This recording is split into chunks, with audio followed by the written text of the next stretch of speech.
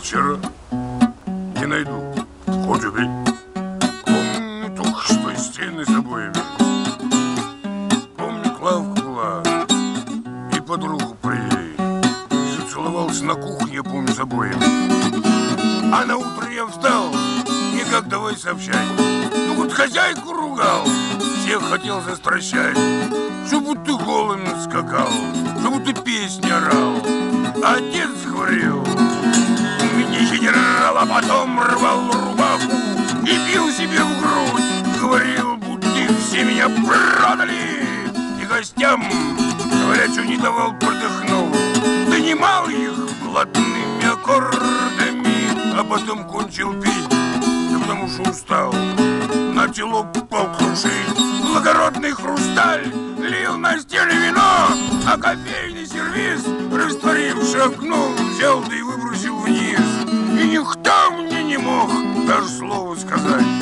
Но потом потихоньку оправились, навалились гурьбой, стали руки вязать. И в конце уже все позабавились. Кто плевал мне в лицо, а кто водку лил в рот, а какой-то танцор бил ногами в живот. А молодая вдова, верность слову храня, ведь живем одного, пожалела меня. И бледнел я на кухне разбитым лицом, делал вид, что пошел на попятную. Развяжись, кричал, да и дело с концом развязали, но вилки попрятали.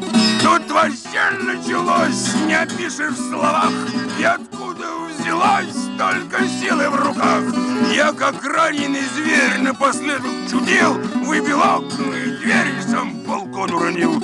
Ой, где был я вчера, и найду днем с огнем. Помню только что стены с обоями, и осталось лицо и побои на нем.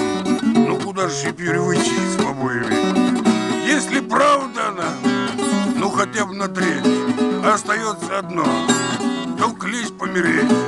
Хорошо, что вдова все смогла пережить, пожалела меня и взяла к себе жить.